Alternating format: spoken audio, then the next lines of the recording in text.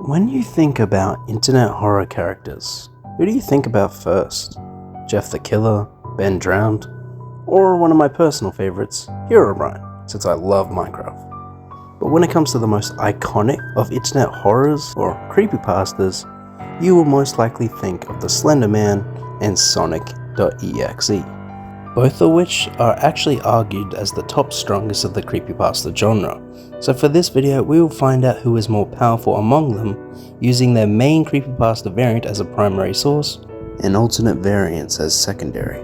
So don't expect much Slenderman mythos or Lord X stuff unless it's absolutely necessary. And just like any other video, we'll be looking at the combatant's strength, speed, versatility, skill, experience, and who is capable of putting down the other. This will also mean no canon Sonic counterparts for EXE, just to keep the match fair and much more interesting. And to not waste your time any longer,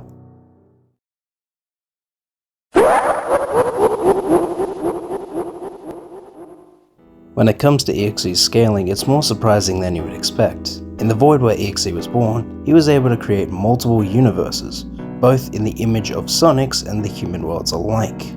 Having the power to warp and manipulate the laws and realities of his creations, as well as the actual scale of these universes, this would give a range of universal to universal plus. But that's not where it ends. EXE also has the power to warp the void itself, which is a little gap between dimensions as stated by JC, the author. We don't talk about it much. The void also is outside of the universes. This would easily level up EXE from low multiversal to possibly reaching multiversal plus or high multiversal if the void is infinite, which it pretty much is. As for his speed, come on, he's a Sonic. He gon' be fast. Now, while not necessarily a speed feat, being able to create universes which is either finite or infinite in seconds would be a pretty fast feat, but it doesn't matter because he has a much superior feat. He's able to travel across the entire void, which, since it lacks time and space, which are two very key points of calculating someone's speed.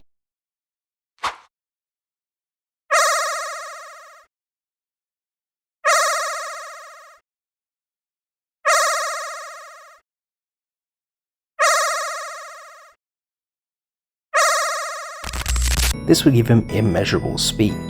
That's right, I don't even have to dig through the games to give this dude immeasurable. In his true form, however, he is actually omnipresent, as his form is complete dark matter which is a part of the void, or is the void. You see, EXE is a void, he's basically living dark matter that created itself. Yeah. For his versatility and skill set, there's a lot to cover, but I'll only cover the important stuff. We've seen him use reality and law manipulation to mess with the universe, the games, blah blah blah. He's also able to use soul reaping, which is his most iconic ability used in most other Sonic EXE variations. Regardless, he's also able to absorb souls and get more powerful. As well, having a body being completely dark matter, he has a non-physical form as his true form, which makes it more difficult to kill.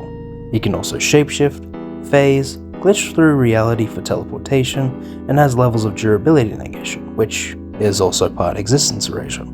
And like I said before, he's also extremely difficult to kill thanks to his dark matter body, because he can regenerate damaged parts of his body and will just return to his non-physical form if his physical form dies. However, he does have some weaknesses. He's about as overconfident and cocky as Sonic, but probably more so because of the whole "I am God" thing that he has with him. Then again, he is still cocky. I mean, his whole game is to literally taunt and torture the players and the characters within the game. Yeah.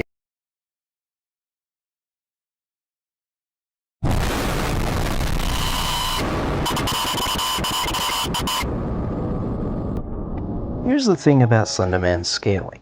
It's a bit off. Like his creepypasta has many variations, which will include all of them because they're so iconic at this point. I mean, he straight up had a fight with Jeff the Killer and struggled, yet in another one, which was called the Slenderman Mythos, not really a creepypasta but still included, he did something called the Dimensional Bleeding, which was merging universes. More on that later. But how do you go from peak human to dimensionless? This mostly comes from his hacks.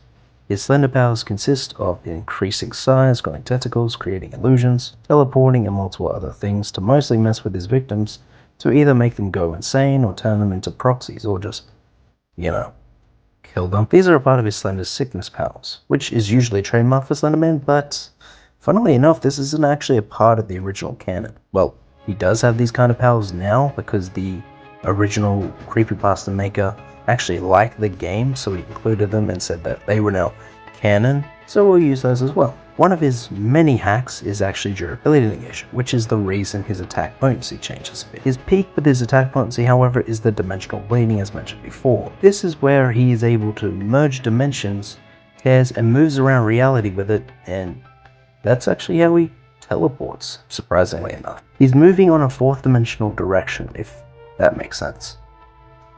It's very similar to Sonic EXE's glitching through reality to teleport.